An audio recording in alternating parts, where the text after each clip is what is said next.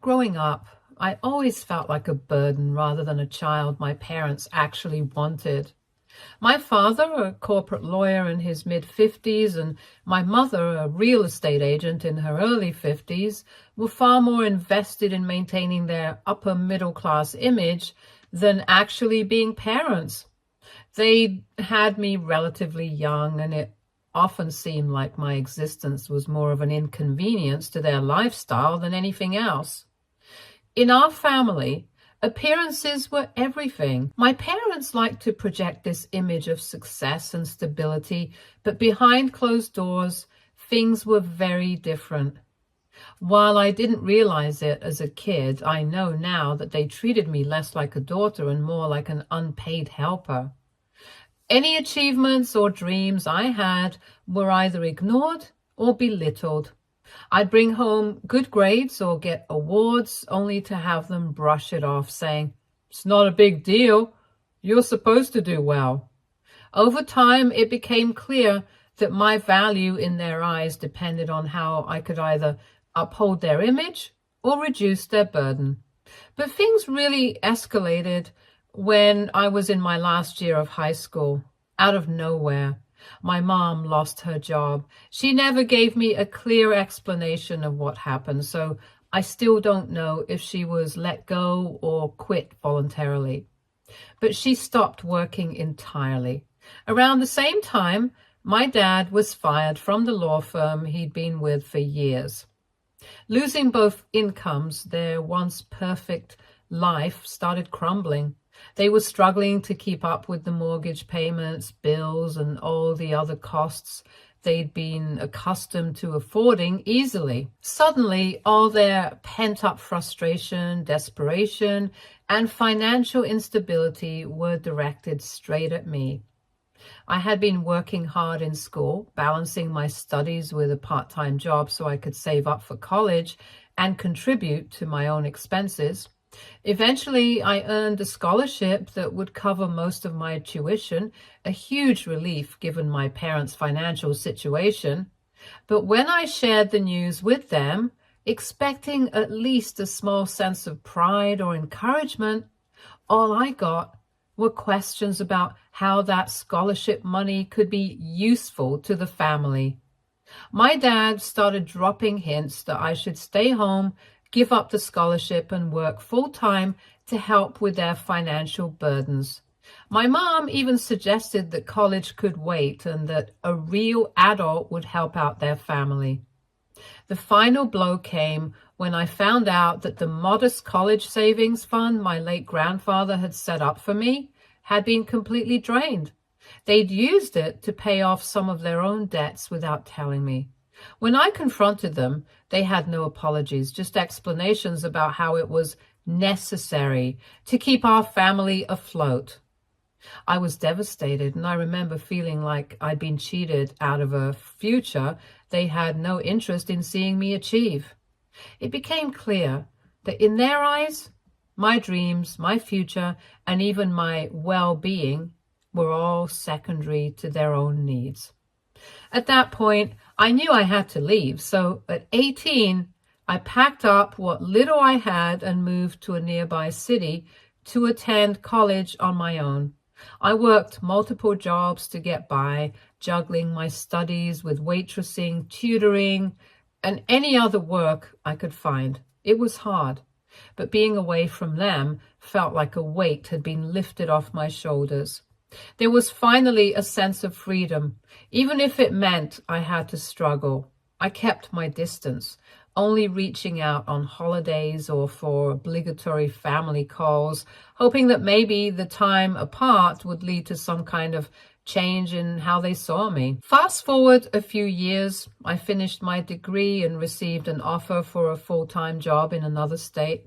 The job was everything I'd worked for, with a good salary, benefits, and a chance to finally build a stable life. I moved again, this time hundreds of miles away, and started fresh. I felt so free to be able to afford my own apartment, to have friends who cared about me, and to finally live on my own terms. The dream had come true. For the first time, I felt like I was where I was supposed to be. 2 years had passed since that move, and I hadn't heard a word from my parents. I thought they'd finally accepted that I was done catering to their needs. But a week ago, I received a message from them saying they wanted to reconnect and were planning a visit with a special surprise for me. They kept saying that I would be so happy when I got this surprise, and acted as though nothing had happened, like we were just a normal family that had simply lost touch. Their message left me stunned. Here they were, reaching out after years of silence, pretending as if they hadn't manipulated and controlled me all my life. They were acting like we had some wonderful family bond that could be reignited with a simple visit. They hinted that their surprise would make things right between us, whatever that was supposed to mean. Given our history, I couldn't help but feel suspicious. Every surprise they'd ever had for me was a way to guilt trip or manipulate me. When I politely declined their visit, they didn't take it well. I soon began receiving messages from other family members, all trying to guilt me into changing my mind. They said things like, "Your parents are reaching out because they miss you," and "It's time to let the past go." Some even hinted that I was being too harsh and that my parents were only trying to make amends. It felt like everyone had conveniently forgotten all the sacrifices I'd made just to break free from their control. The guilt tripping continued with messages suggesting that family is family no matter what, and that everybody deserves a second chance. But after everything I'd been through, did I really owe them another chance? I'd spent years carrying the weight of their mistakes, sacrificing my peace, my savings, and my dreams to help them maintain their perfect image. I had put my own life on hold just to keep them afloat, only to be discarded when they no longer needed me. And now that I'd finally built something for myself, they wanted back in. So here I am, torn between the family I was born into and the life I fought to create on my own. Part of me wonders if I'm wrong for wanting to keep my distance, for finally choosing myself over the people who only saw me as a means to their own ends.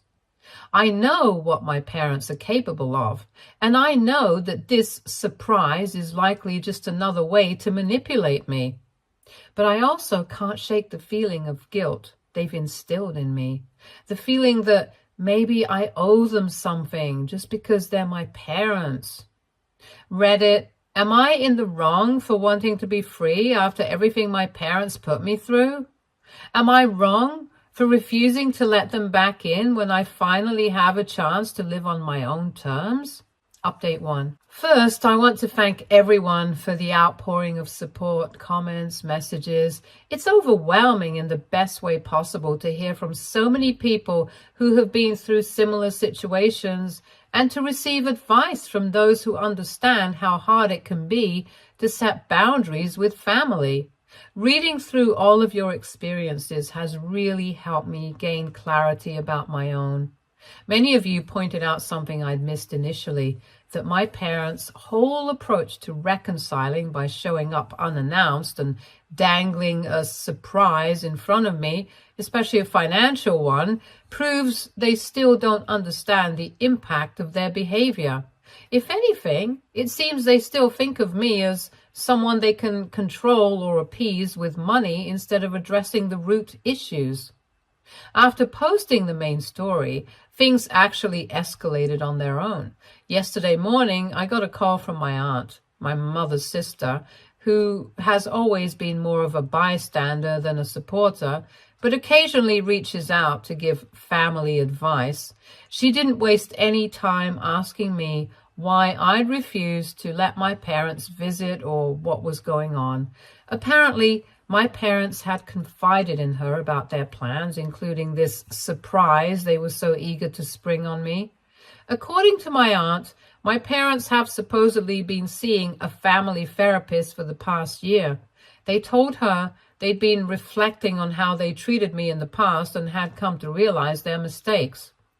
The surprise they'd been planning was, according to my aunt, a trust fund they'd set up in my name using some of their savings as an apology and as a way to make things right.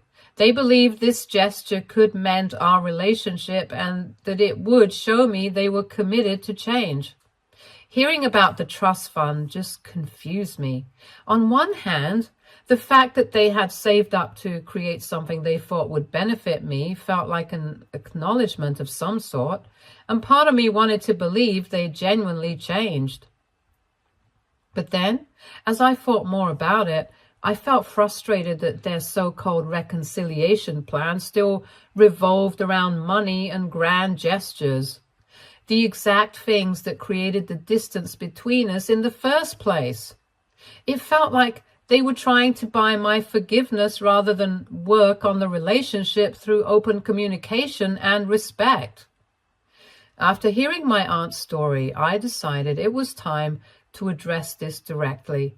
I sat down yesterday evening and wrote a long email to my parents, laying everything out.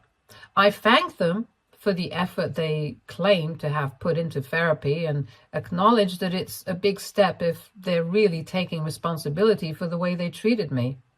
But I also explained that surprising me with a visit and using a financial gesture as a means of apology wasn't the right way to start rebuilding our relationship. I told them bluntly that if they were serious about moving forward, it needed to start with respect for my boundaries and a willingness to communicate directly about what happened, not by trying to buy forgiveness. In the email, I was very clear that I wouldn't be accepting any visits or meetings unless we first established some ground rules. I suggested we start with regular phone calls or messages where we could both gradually build trust and discuss past issues in a way that feels safe for me. I explained that rebuilding our relationship would take time and that I needed to see sustained change, not just a one-time gift or gesture.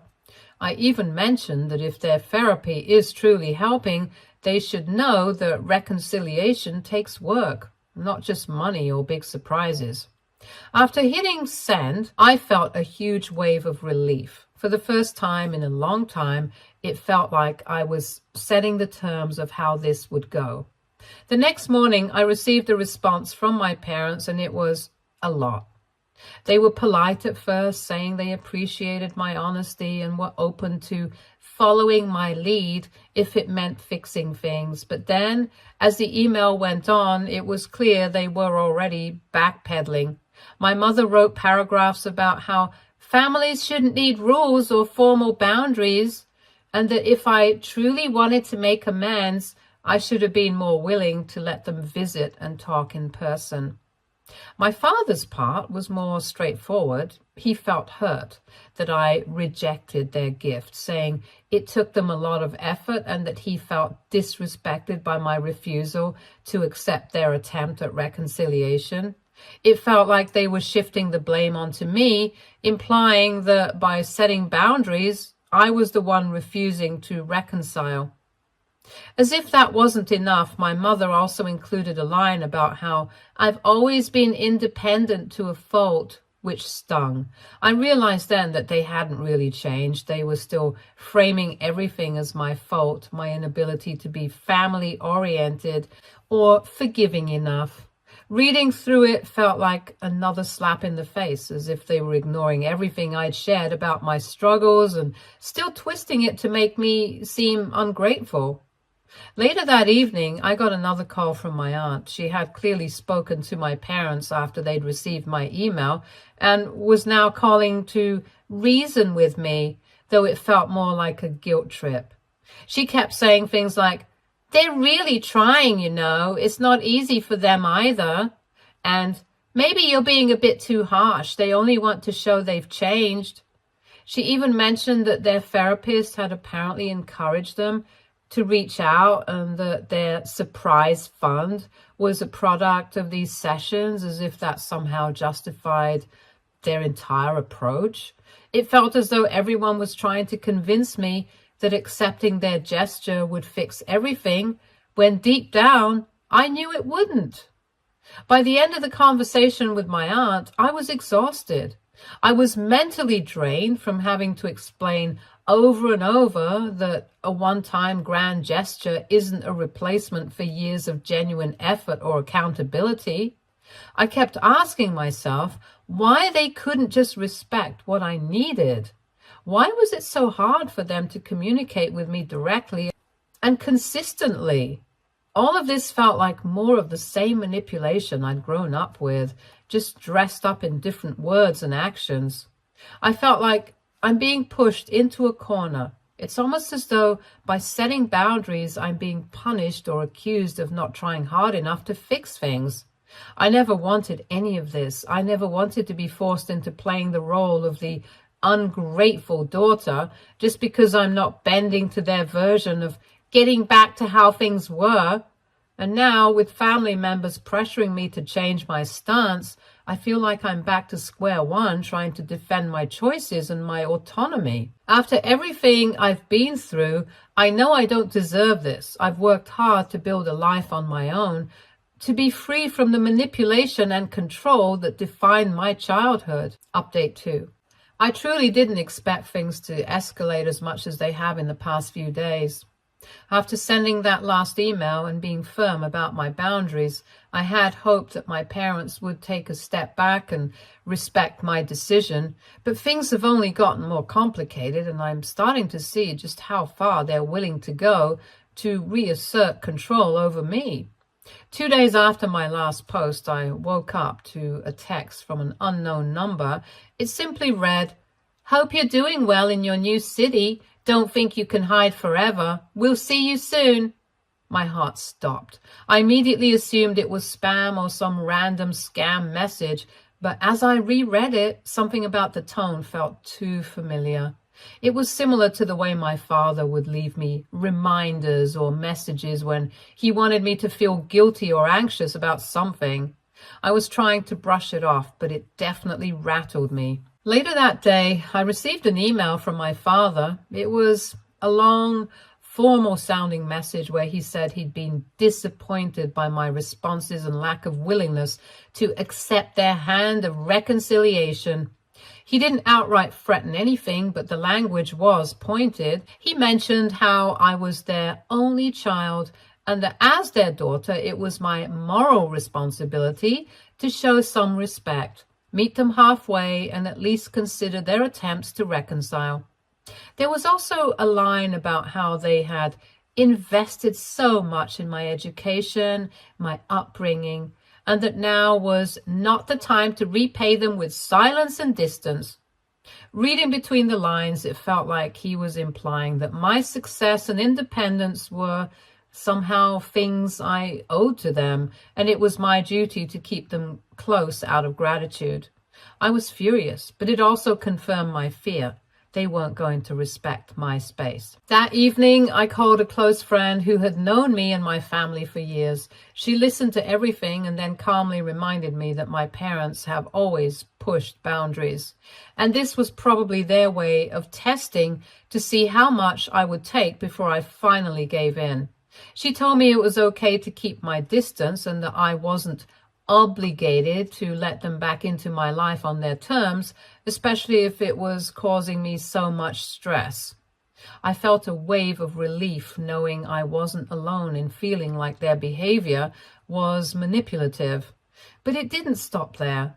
The next day, I noticed my parents had both followed me on Instagram, a platform I had used to stay connected with college friends, but had kept private without any family members.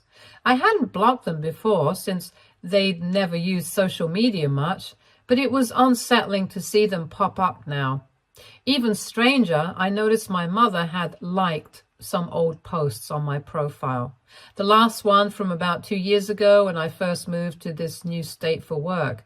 It felt like they were going out of their way to leave a mark, like they were reminding me they could still keep an eye on me. That night, I got a message from my aunt again. She asked if I'd spoken to my parents recently, saying they were worried and didn't know how else to reach me since I'd been so closed off. She told me they knew where I lived, and hinted that they were considering flying over for a quick visit to talk things out.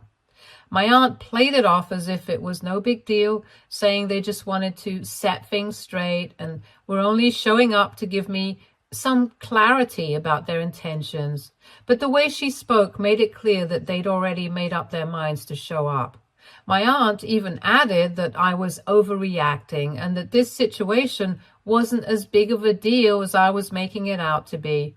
The worst part of it all was realizing they knew exactly where I lived. When I first moved here 2 years ago, I'd never shared my address with them, hoping for a fresh start without the constant worry of them interfering in my life. It struck me that they might have found my address through other relatives or maybe even through an online search. Knowing how persistent they can be, it sent chills down my spine to think they'd been quietly keeping tabs on me.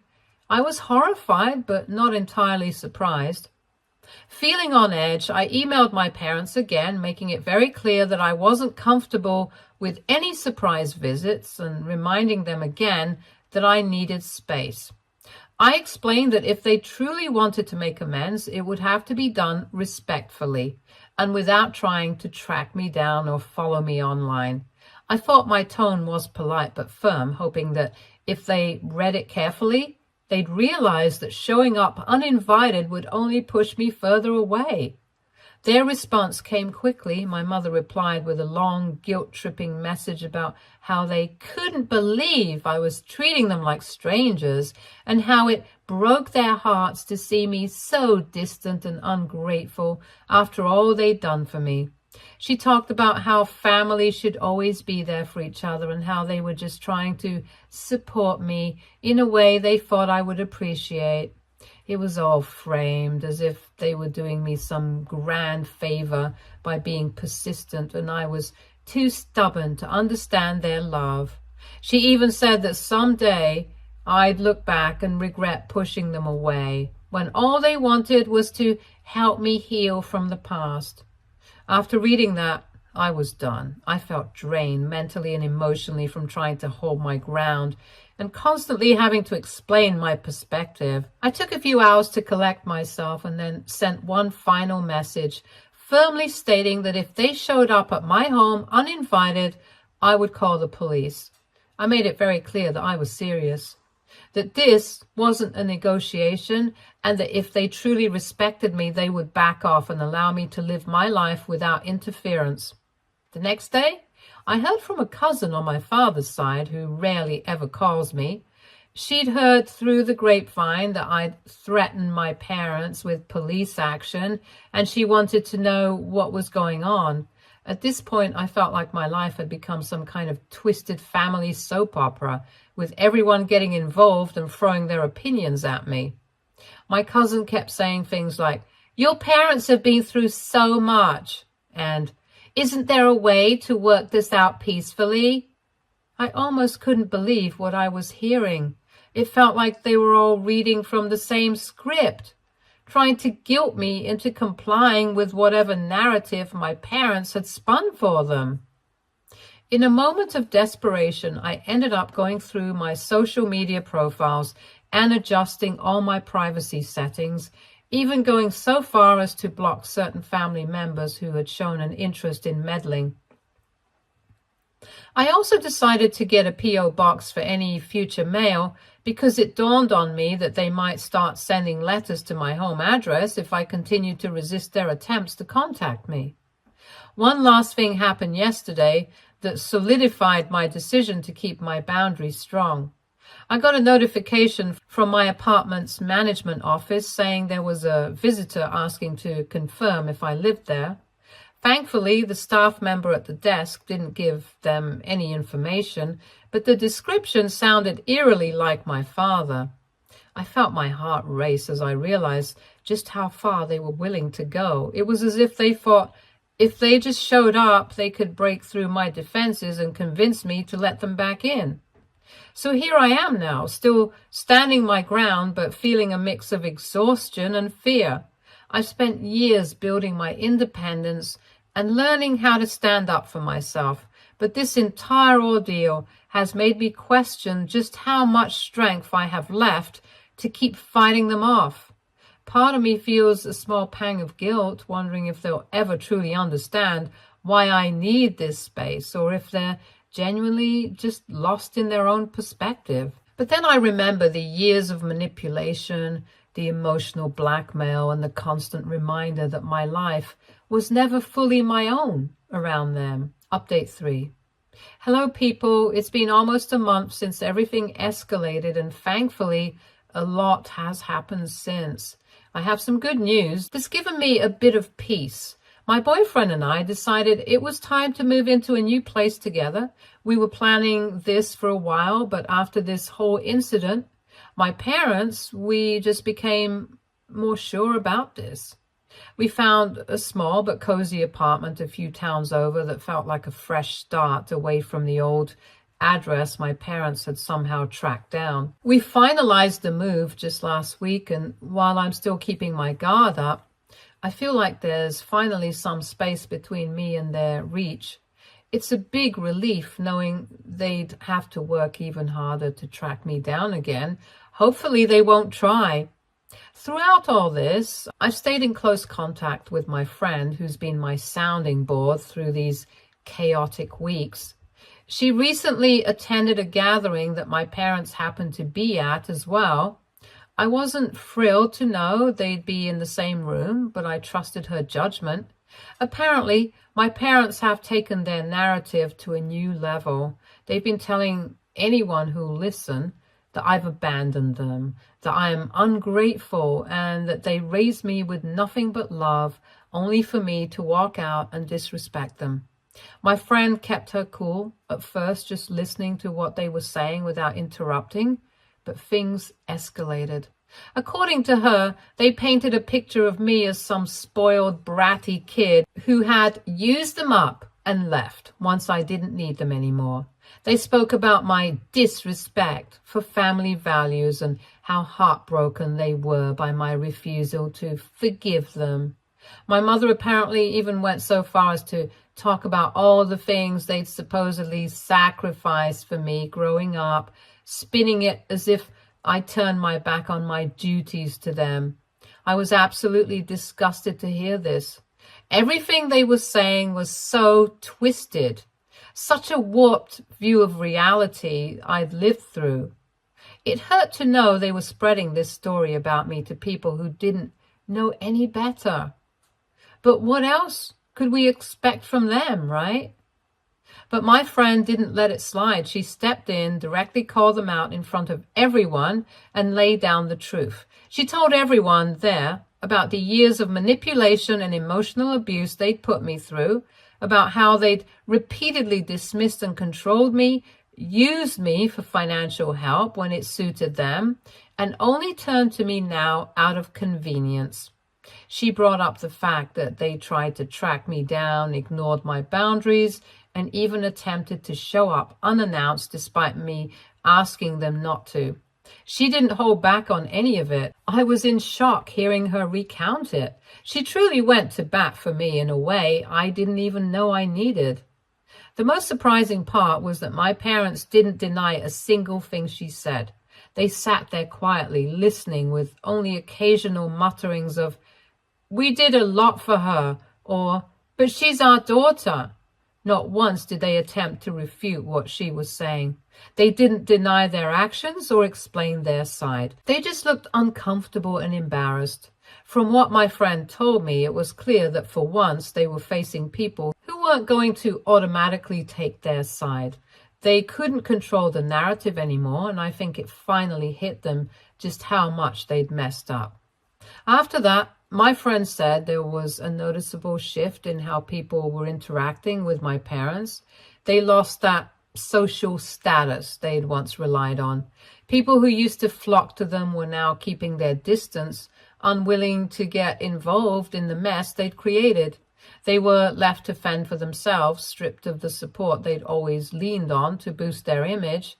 I didn't realize until then how much they'd valued that external validation and how important it was for them to be seen as respected members of the community. Now that they'd been exposed, they'd lost the facade that made them feel powerful and in control. Despite this, they didn't stop trying to get through to me. I received constant messages and emails from both of them, filled with emotional pleas and occasionally attempts at guilt-tripping me. Some long, drawn-out letters about how I'm breaking up the family, tearing them apart, and disappointing them in ways they never thought possible. They've even tried calling from blocked numbers, leaving me lengthy voicemails that I've stopped listening to altogether. This went on for a while. I decided I needed to take a stronger stand. I sent them one final email, a simple but clear message telling them that if they didn't stop this harassment, I would involve the police. I warned them that their actions were crossing into territory that could be legally classified as stalking, and that I wouldn't hesitate to file a restraining order if they continued. I spelled it out as plainly as I could, hoping that the threat of legal action would finally make them understand that I was serious about my boundaries. The next few days were tense. I received one last email from my mother, filled with dramatic statements about how they'd only tried to do what was best for me and how I was throwing away the only family I had.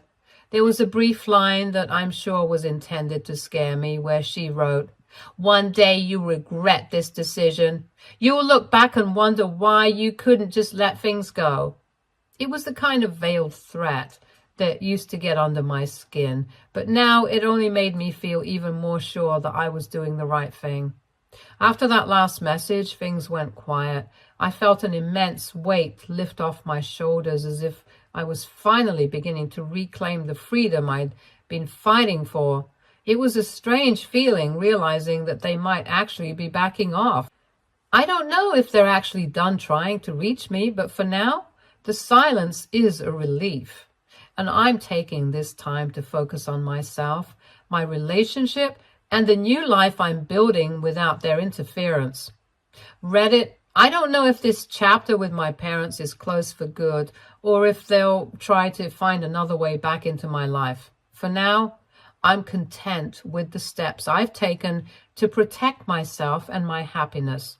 It's been a long journey, one I'm still navigating, but I finally feel sorted and out of the whole family mess. Thank you for being here, everybody. Stay tuned for more stories from Argo Relationships.